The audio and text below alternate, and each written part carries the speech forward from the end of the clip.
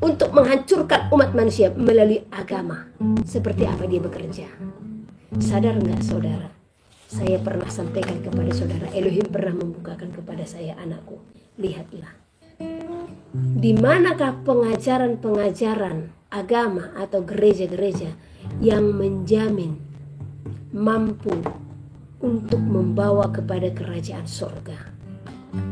Agama apakah? Gereja apakah? Denominasi apakah? Coba. Pernah nggak saudara mengkaji sejauh itu? Sebenarnya yang mana ini yang harus kita ikutkan? Yang mana ini yang harus kita terima? Karena kita masuk ke dalam keagamaan itu sebenarnya yang untuk apa? Berbahagia ialah mereka yang mendengarkan firman Allah dan yang memeliharanya. Bagaimana cara iblis menyesatkan umat manusia? Ya. Apa-apa saja hal-hal yang dia kerjakan untuk menyesatkan umat manusia. Saya tidak tahu apa ini bisa saya tunjukkan sedikit kepada saudara ya. Apa-apa saja yang dia kerjakan untuk memalingkan umat manusia supaya manusia jauh daripada kemuliaan Elohim, supaya manusia terpisah daripada rancangan-rancangan Elohim. Jadi iblis itu merancangkan sesuatu yang jahat kepada umat manusia supaya umat manusia ya, enggak bisa ini ya, nampak yang di bawah ya. Jadi iblis merancangkan segala sesuatu kepada umat manusia supaya umat manusia terpisah dari kemuliaan Elohim. Benar-benar dia hendak menyegel manusia melalui kenikmatan-kenikmatan yang diberikan kepada manusia. Oke, ini salah satu dari skema yang sudah dijabarkan ya. Saya sedikit jelaskan. Nah, jadi yang pertama, bagaimana cara iblis untuk lebih meminati, untuk lebih menyukai ya dunia ini daripada menyukai kemuliaan Elohim. Nah, jadi iblis merancangkan hal-hal yang besar untuk menarik hati manusia supaya manusia lebih menyukai apa yang ada di dalam bumi ini. Oke, saya jelaskan. Ini juga bagian akhir nanti dari seminar ya. Melalui apa? Melalui di sini ada bread and circus. Nah, melalui bread itu kan roti, makanan. Makanan dan hiburan. Sirkus itu berbicara hiburan, ya. Nah, bagaimana cara iblis untuk merongrong manusia melalui ini? Coba selidiki hidup saudara. Ini kan beragam makanan telah ada toh di seluruh penjuru bumi. Pernah nggak saudara punya hasrat, satu contoh, gue kepingin makan bakso nih, gitu ya? Ada hasrat di dalamnya? Ada. Ada keinginan. Keinginanlah dulu tepatnya yang saya katakan, ya. Karena manusia ini selalu ada keinginannya. Namun di dalam keinginan itu, ingat, segala keinginanmu jangan kembangkan menjadi hasratmu. Ya. Nah, aku mau makan bakso. Itu masih sebatas keinginan kan? Oke. Kemudian iblis mencuri, menjadikan hasrat. Ya. Nah, di saat itu hasrat, maka engkau pun berjuang, ya, melakukan berbagai cara, pokoknya itu harus tercapai. Jadi hasrat itu akan sangat besar untuk makan bakso ini, ya. Nah, sekarang coba selidiki. Di saat engkau menginginkan hal-hal seperti itu, mana lebih besar hasratmu? Mau memakan bakso tadi, atau mana lebih besar hasratmu mau datang bersekutu kepada Elohim? Atau mana lebih besarmu mau makan makanan jasmani daripada makan makanan rohani? Melalui inilah iblis menipu daya umat manusia. Ya. Mana lagi? Dari sini ke mana?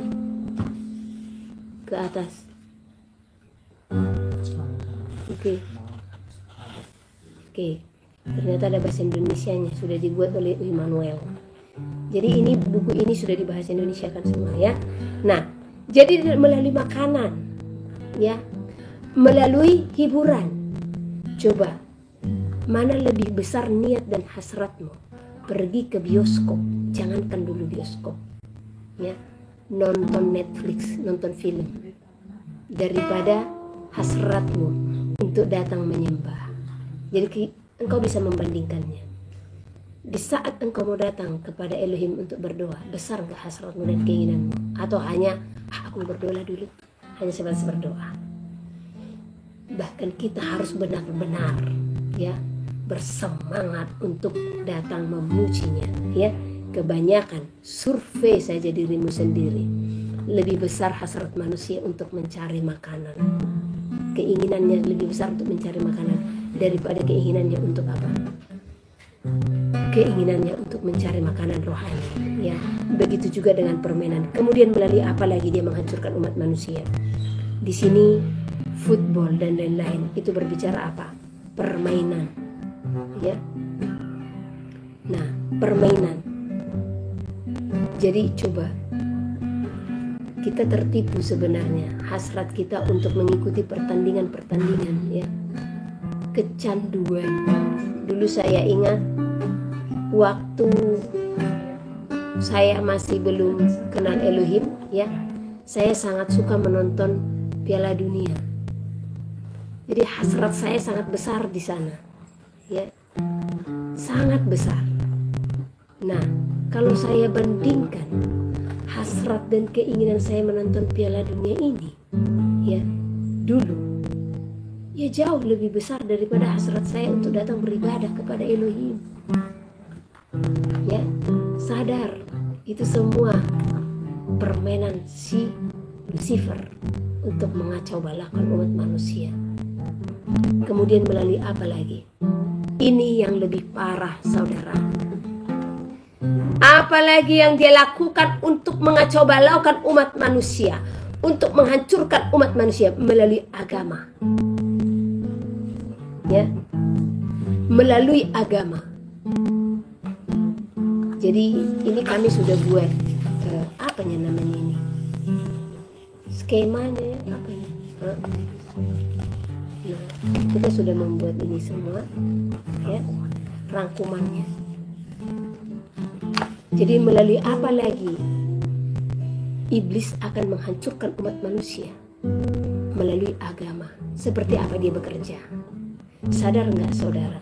Saya pernah sampaikan kepada saudara, Elohim pernah membukakan kepada saya, anakku, lihatlah, di manakah pengajaran-pengajaran agama atau gereja-gereja yang menjamin mampu untuk membawa kepada kerajaan surga? Agama apakah? Gereja apakah? Denominasi apakah? Coba, pernah nggak saudara mengkaji sejauh itu? Sebenarnya yang mana ini yang harus kita ikutkan? Yang mana ini yang harus kita terima? Karena kita masuk ke dalam keagamaan itu sebenarnya untuk apa? Untuk hidup kekal. Kalau tujuanmu datang ke gereja dan tujuanmu memiliki agama bukan tujuan untuk hidup kekal, salah, saudara. Kalau tujuanmu datang beribadah hanya untuk apa? Supaya hidupmu terberkati, salah, saudara. Tetapi tujuan kita itu untuk memeluk satu agama atau satu aliran denominasi gereja sebagai jalan bagi kita untuk memperoleh kebenaran, untuk membawa kita kepada keselamatan, untuk membawa kita kepada kerajaan surga. Nah, pernah nggak saudara pikirkan agama mana nih yang membawa ke surga? Aliran gereja mana nih yang membawa ke surga? Pernah nggak kepikiran sampai ke sana? Waktu saya dibukakan Elohim akan hal itu, benar juga ya. Yang ini pengajarannya seperti ini, yang ini seperti ini, yang ini seperti ini. Terus gereja mana nih yang benar? Yang satu katakan, gereja itu sesat, agama itu sesat, ya. Nah, terus yang mana? Yang satu dengan yang lain mengatakan dia benar dan yang lain sesat. Pernah nggak berpikiran sampai ke sana? Kalau belum pernah, pakai saudara akal budi ini untuk menyelidiki kebenaran, Ya, makanya jangan sedikit saja Ibu Hendy berbeda dari saudara hanya karena Ibu Hendy panggil Yahusua atau Bapak Yahweh sesat langsung seperti itu. Jangan. Kenapa sih ya Ibu Hendy panggil Yahweh ya? Kenapa ya Ibu Hendy melakukan sabat ya? Seharusnya bukankah engkau belajar kaji firman? Seperti yang saya katakan, seseorang tandanya dari Elohim, center itu, uji segala sesuatu dengan firman. Ada tertulis atau tidak? Kalau memang ada tertulis, maka engkau pun harus membukakan hati untuk kebenaran itu. Ngapain jadi menolak hanya karena doktrin atau filsafat di dalam gerejamu tidak sesuai? Sekali lagi saya katakan, di masa penghakiman Elohim tidak tanya, "Hei kamu Rudi," katanya, "oh kamu dari agama mana ini? Biar saya cek dulu." Nah, atau, "Hei kamu Andi, kamu dari gereja mana nih? Saya akan cek." Di dalam kerajaan sorga tidak ada seperti itu. Tetapi apa yang dia bawa? "Hei kamu anakku Hartini," katanya, "selama engkau di bumi, bukankah engkau telah mengetahui firmanku?" Ya, ada tertulis di dalam Keluaran sekian ayat sekian. Namun mengapa engkau tidak mengerjakannya? Jadi dia menghakimi sesuai dengan hukum-hukum, ketetapan, peraturan, dan perintah yang telah dia tetapkan sesuai dengan apa yang tertulis dalam kitab suci. Dia tidak akan menghakimi kita di luar ini. Jadi kalau saudara bertanya-tanya, kenapa Ibu Hendy berhari Sabat? Karena ada tertulis. Kenapa Ibu Hendy tidak makan binatang haram? Karena ada tertulis. Kenapa Ibu Hendy di dalam praise and worship? Karena ada tertulis. Kenapa Ibu Hendy mengakui karunia-karunia roh? Karena ada tertulis. Kenapa Ibu Hendy memanggil nama Bapak Yahweh? Karena ada juga tertulis. Ya. Nah, jadi sekarang tinggal diri saudara. Yang saudara kerjakan enggak? Jadi yang perlu dipertanyakan itu saudara atau saya, gitu. Nah, jadi saran saya kepada saudara, pelajari, baca kitab suci, doa tiap hari kalau mau tumbuh, kalau mau tumbuh. Nah, baca, karena iman kita bertambah dan bertumbuh dari pembacaan kitab suci. Jadi pakai akal budi ini. Oh iya ya. Gereja mana ini yang bisa kira-kira membawa kepada keselamatan? Mana sebenarnya pengajaran gereja yang bisa membawa kita kepada hidup kekal? Karena yang satu gereja mengatakan, oh kami yang benar. Kalau gereja ini sesat itu karena pengajaran mereka begini. Nah, datang yang satu, oh kami yang benar. Karena di dalam pengajaran kami begini, dan begono. Datang yang satu begitu juga. Terus yang mana? Makanya saya sampaikan kepada saudara, jangan di saat engkau berada di satu titik, ya, atau di satu denominasi, engkau pun tertutup untuk kebenaran yang tertulis dalam kitab suci. Seharusnya bukankah kita harus menyelidiki kebenaran itu dan diam di dalam kebenaran itu, ya? Nah, jadi salah satu cara iblis mengacaukan umat manusia dengan membuat pengkotak-kotakan itu tadi. Agama terkotak-kotak, denominasi pun terkotak-kotak. Kotak A, kotak B, kotak C, kotak D, ya. Gereja A, gereja B, gereja C, agama A, agama B, agama C. Seperti itu. Ya. Nah, jadi sehingga kita tidak tahu seperti apa dan bagaimana. Ternyata setelah kami mempelajari semuanya, hal ini adalah hal yang dilakukan oleh si Lucifer untuk mengacaukan umat manusia. Karena agama itu seolah-olah itu baik, tetapi baik belum tentu benar, ya. Baik belum tentu benar, saudara. Nah, makanya pelajari apa yang benar, bukan hanya apa yang baik. Karena perbuatan baik kita itu hanya seperti kain usang itu, saudara, ya. Nah, jadi belajarlah untuk memahami hal-hal yang benar, ya. Jadi melalui agama dia juga bekerja. Jadi kalau saudara sadar akan hal ini, maka merenunglah malam ini, ya. Melalui apa lagi dia, ya. Mungkin hanya sampai di situ yang bisa saya bukakan sekarang. supaya saudara penasaran. Ya. Intinya banyak. Oh, ini ada yang satu saya tidak bisa bukakan secara vulgar di sini ya. Mungkin yang bisa saya bukakan bagaimana dia mengacaukan melalui media. Ya. Melalui media dan entertainment dia bisa mengacaukan umat manusia. Lihat bagaimana kesukaan saudara, minat saudara untuk media-media, membuka-buka berita atau segala macam. Nah, coba melalui media-media ini, melalui gadget-gadget ya, apa enggak terampas hubungan manusia dari Elohim ya? Yang ada apa? Iblis tertawa ya. Bisa-bisanya dia seperti mengatakan, kamu lihat anak-anakmu, ciptaanmu yang kamu kasihi, yang katamu mereka makhluk mulia ini, bahkan mereka tidak peduli akan engkau. Lihat minat mereka untuk main game lebih besar daripada minat mereka datang kepadamu. Iblis pun tertawa saudara. Karena apa? Iblis memakai orang-orang untuk melukai hati Elohim.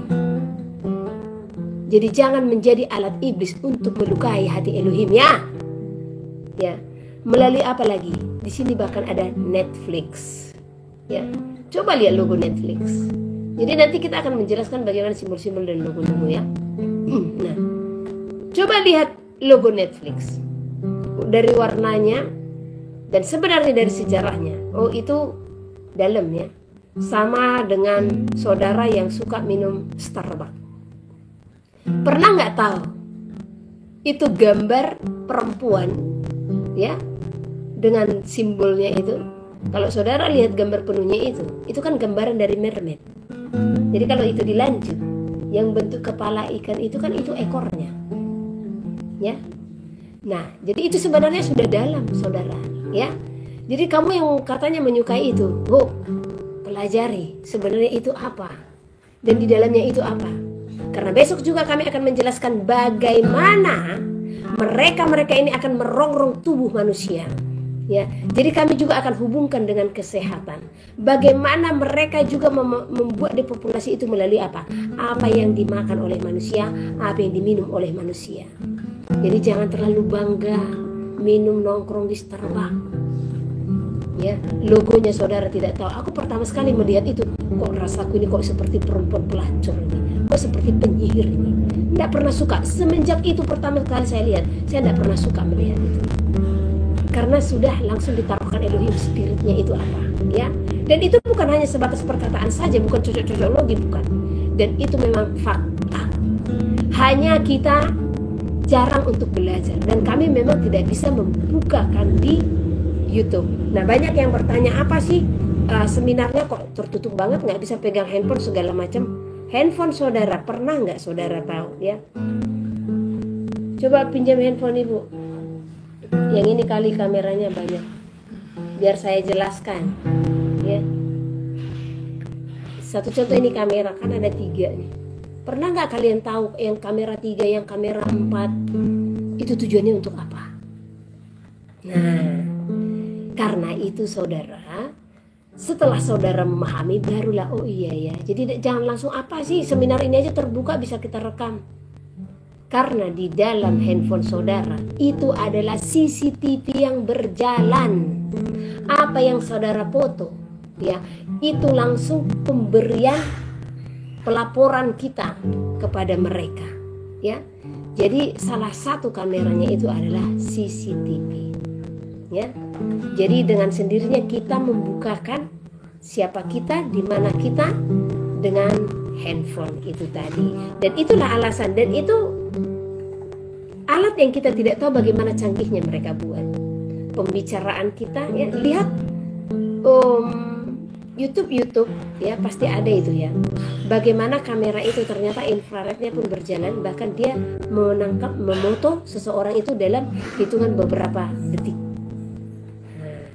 Jadi ini dihubungkan semua, teknologi ke kitab Wahyu sangat berkesinambungan. Inilah penyingkapan itu yang akan kami singkapkan kepada saudara. Dan bagaimana mereka bermain di angka 666. ya. Dan bagaimana generasi-generasi mereka pun tetap memakai angka 666, ya. Jadi Netflix adalah salah satu alat mereka untuk mencuri hati manusia supaya keinginan manusia lebih besar. Coba saudara selidiki, mana lebih besar hasratmu menonton film dengan menonton Netflix daripada datang kepada Elohim, ya. Itu harus saudara selidiki. Benar nggak, fakta nggak yang Ibu Heni katakan ini? Selidiki dirimu.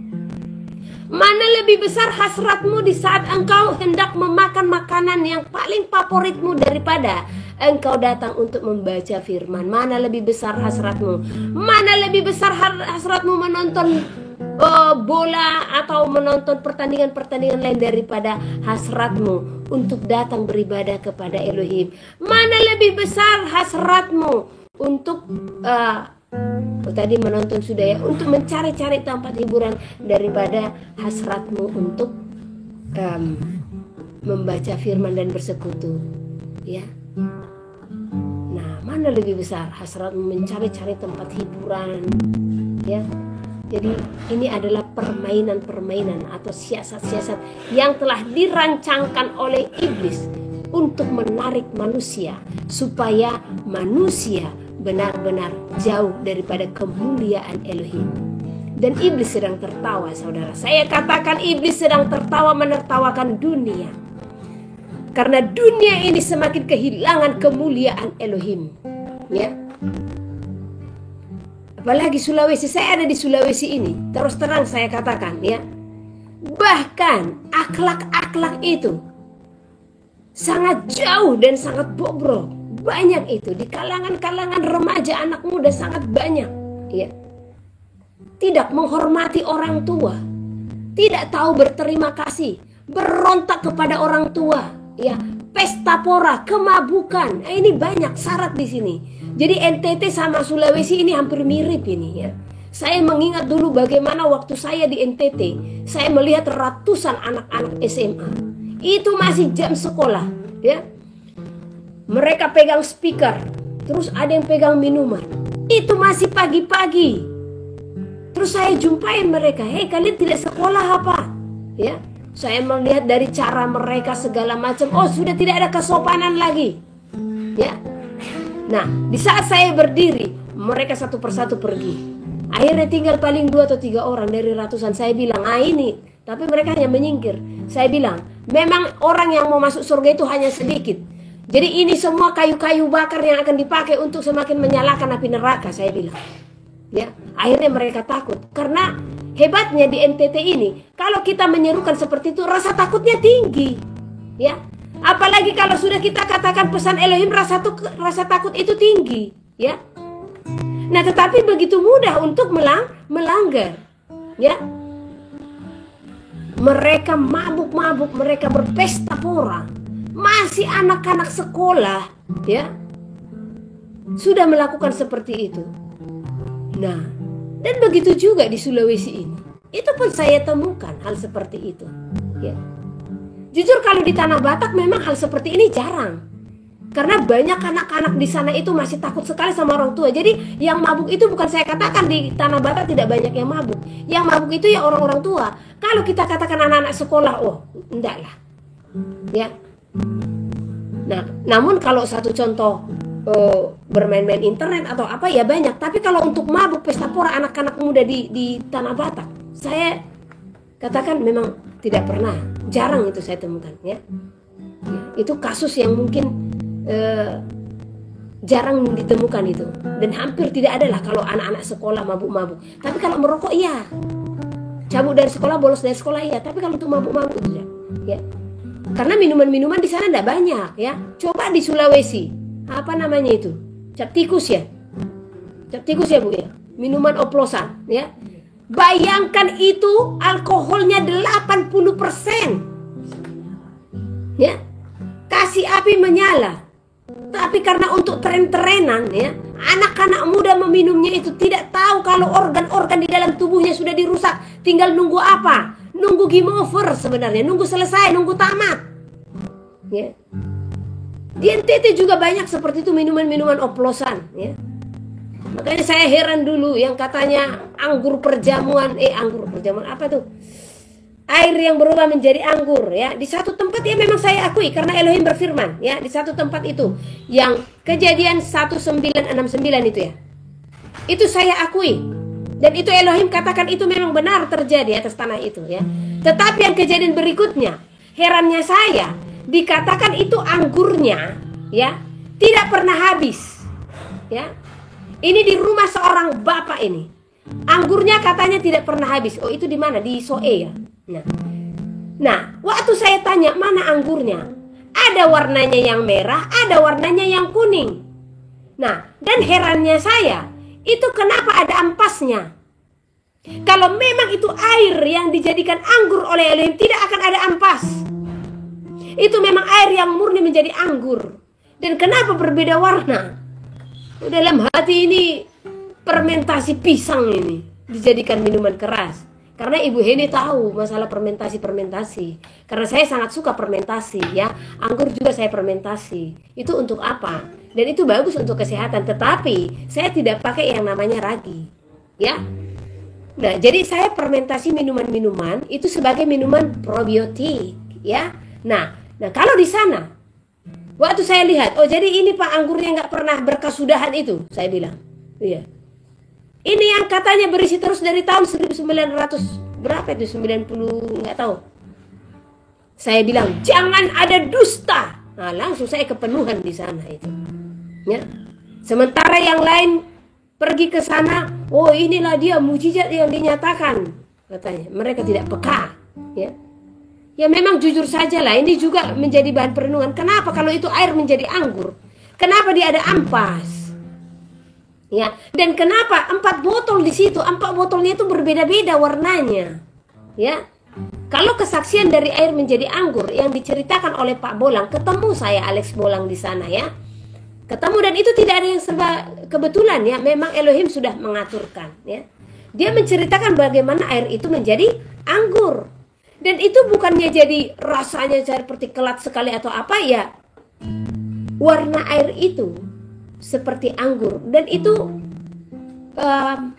gimana sesuai dengan kesaksian bening, bahkan mereka memakai itu untuk di rumah gitu, dia bening. Nah karena dari sumber mata air itu ya, tidak seperti anggur yang kita minum yang penuh dengan alkohol atau apa, enggak. Kesaksian beliau karena dia saksi di dalam di saat itu ya. Mungkin tidak sepekat yang kita minum anggur-anggur yang kita beli, tidak. Ya. Karena itu mereka masih pakai untuk memasak bahkan konsumsi, ya. Nah, jadi warnanya itu saja seperti anggur dan aromanya. Nah, jadi pentingnya kita untuk peka, ya. Nah, jadi itu sampai ke sana karena apa? Oh, karena tadi pesta pora itu, ya. Jadi saya sampaikan kepada setiap kita dimanapun kita berada, ya, perhatikan, selidiki anak-anakmu, jauhkan dari segala kejahatan-kejahatan, ya, karena kemabukan pesta pora itu juga cara daripada si Lucifer, cara daripada iblis untuk apa? Menjatuhkan akhlak umat manusia. Ya. Saya heran ya, kenapa sih ada anak-anak seperti ini?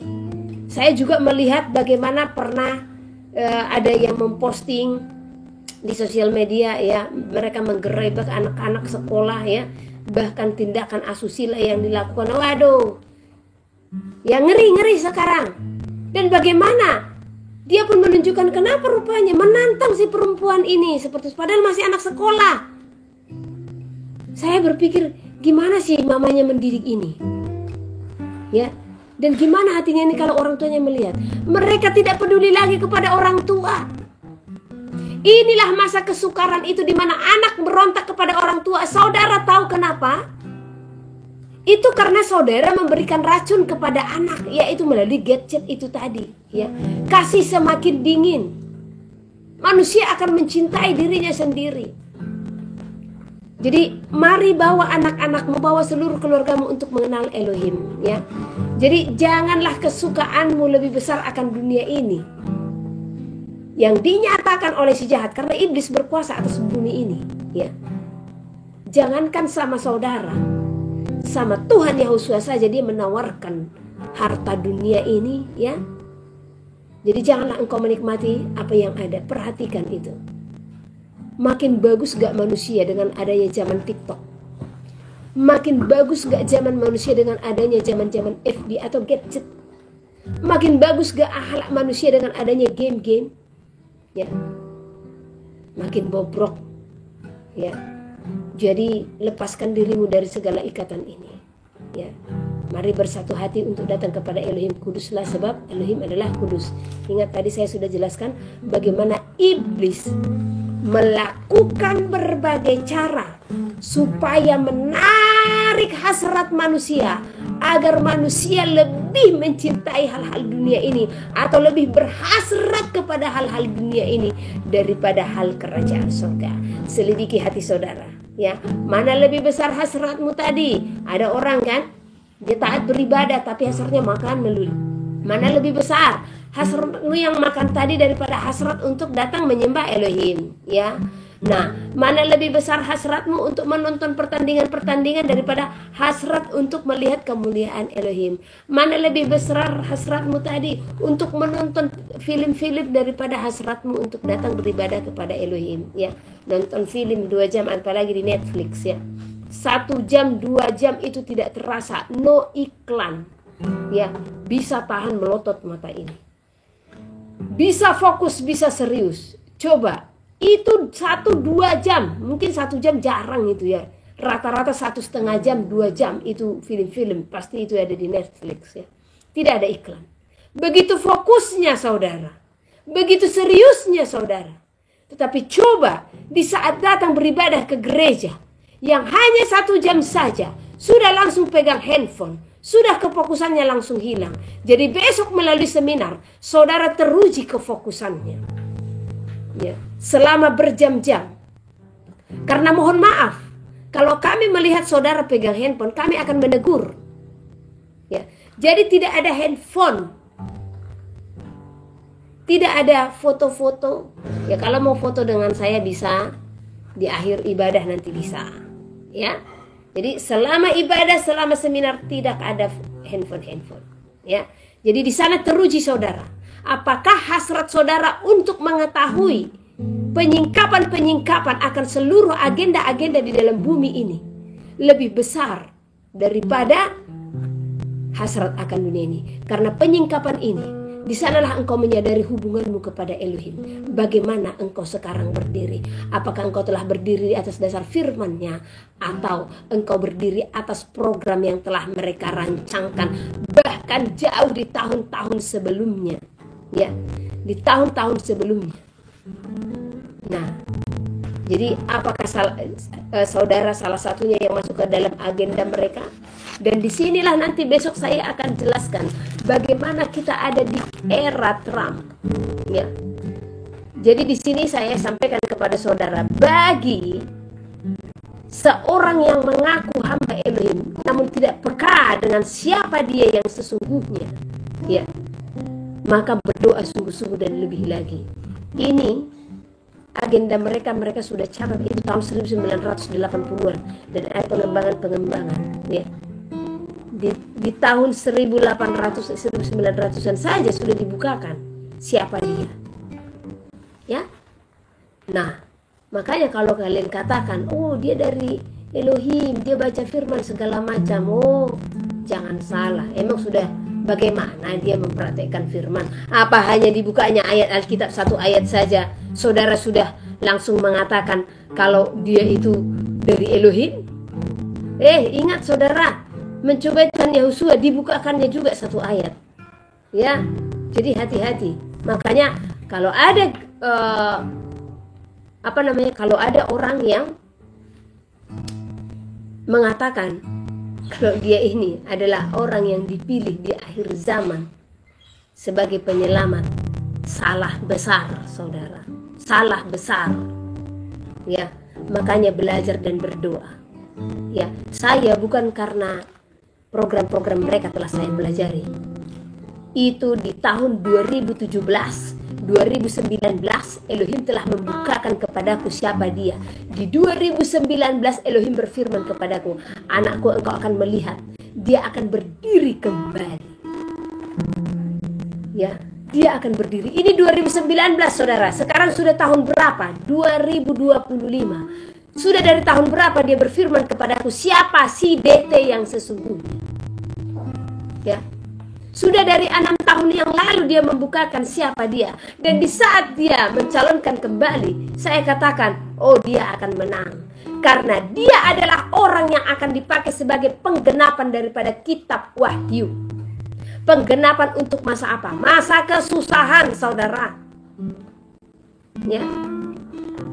Jadi kalau yang mengaku kenal dia atau mengatakan oh dia dari Elim segala macam, dan saudara ikuti saya katakan, tanya kepadanya untuk berdoa lebih dalam lagi. Ya. Ini banyak yang saya lihat ini, ya. Memang kepekaan daripada seorang hamba-hamba yang mengaku hamba Elohim sudah semakin berkurang hanya karena apa? Kenamaan. Ya. Apalagi kalau sudah mulai diangkat, oh sudah mulai kurang peka. Ya. Dan sulit mencari kepekaan itu di zaman ini. Untuk engkau supaya selalu peka, baca firman Elohim setiap waktu. Jangan pernah luput dari pembacaanmu. Dan minta tuntunan daripada Elohim untuk menafsirkan segala firman-firman yang tertulis, supaya pengertiannya saudara dapatkan baru setiap hari. Ya, karena firman Elohim itu selalu baru setiap hari dalam kehidupan kita. 1 Petrus pasal 4. Jadi, karena Kristus telah menderita penderitaan badani, kamu pun harus juga mempersenjatai dirimu dengan pikiran yang demikian. Karena barang siapa telah menderita penderitaan badani, ia telah berhenti berbuat dosa, supaya waktu yang sisa jangan kamu pergunakan menurut keinginan manusia, tetapi menurut kehendak Allah. Sebab telah cukup banyak waktu kamu pergunakan untuk melakukan kehendak orang-orang yang tidak mengenal Allah. Kamu telah hidup dalam rupa-rupa hawa nafsu, keinginan, kemabukan, pesta pora, perjamuan minum dan penyembahan berhala yang terlarang. Sebab itu mereka heran bahwa kamu tidak turut mencemplungkan diri bersama-sama mereka di dalam kubangan ketidaksenonohan yang sama, dan mereka memfitnah kamu. Tetapi mereka harus memberi pertanggungan jawab kepada Dia yang telah siap sedia menghakimi orang yang hidup dan yang mati.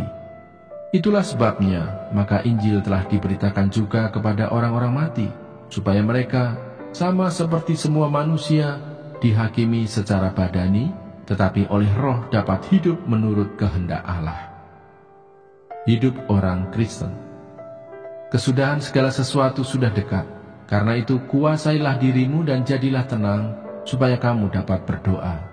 Tetapi yang terutama, kasihilah sungguh-sungguh seorang akan yang lain, sebab kasih menutupi banyak sekali dosa. Berilah tumpangan seorang akan yang lain dengan tidak bersungut-sungut. Layanilah seorang akan yang lain sesuai dengan karunia yang telah diperoleh tiap-tiap orang sebagai pengurus yang baik dari kasih karunia Allah. Jika ada orang yang berbicara, baiklah ia berbicara sebagai orang yang menyampaikan firman Allah. Jika ada orang yang melayani, baiklah ia melakukannya dengan kekuatan yang dianugerahkan Allah, supaya Allah dimuliakan dalam segala sesuatu karena Yesus Kristus.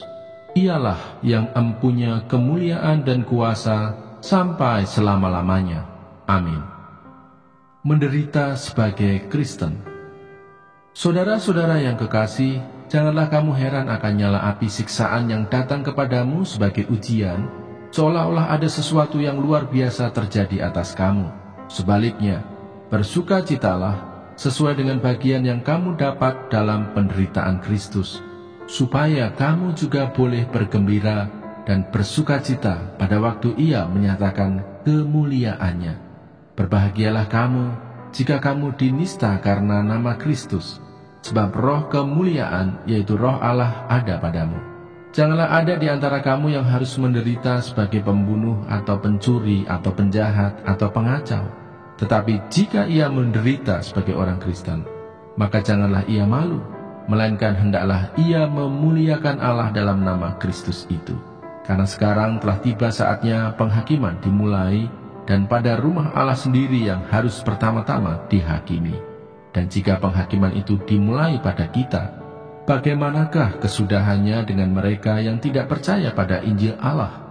Dan jika orang benar hampir-hampir tidak diselamatkan, apakah yang akan terjadi dengan orang fasik dan orang berdosa? Karena itu, baiklah juga mereka yang harus menderita karena kehendak Allah, menyerahkan jiwanya dengan selalu berbuat baik kepada Pencipta yang setia. 1 Petrus pasal 5. Gembalakanlah kawanan domba Allah. Aku menasihatkan para penatua di antara kamu, aku sebagai teman penatua dan saksi penderitaan Kristus, yang juga akan mendapat bagian dalam kemuliaan yang akan dinyatakan kelak. Gembalakanlah kawanan domba Allah yang ada padamu, jangan dengan paksa, tetapi dengan sukarela sesuai dengan kehendak Allah. Dan jangan karena mau mencari keuntungan, tetapi dengan pengabdian diri. Janganlah kamu berbuat seolah-olah kamu mau memerintah atas mereka yang dipercayakan kepadamu, tetapi hendaklah kamu menjadi teladan bagi kawanan domba itu. Maka kamu, apabila Gembala Agung datang, kamu akan menerima mahkota kemuliaan yang tidak dapat layu. Demikian jugalah kamu, hai orang-orang muda, tunduklah kepada orang-orang yang tua, dan kamu semua rendahkanlah dirimu seorang terhadap yang lain. Sebab Allah menentang orang yang congkak, tetapi mengasihani orang yang rendah hati. Karena itu rendahkanlah dirimu di bawah tangan Tuhan yang kuat, supaya kamu ditinggikannya pada waktunya. Serahkanlah segala kekhawatiranmu kepadanya, sebab Ia yang memelihara kamu. Sadarlah dan berjaga-jagalah. Lawanmu, si iblis, berjalan keliling sama seperti singa. Yang berbahagia ialah mereka yang mendengarkan firman Allah dan yang memeliharanya.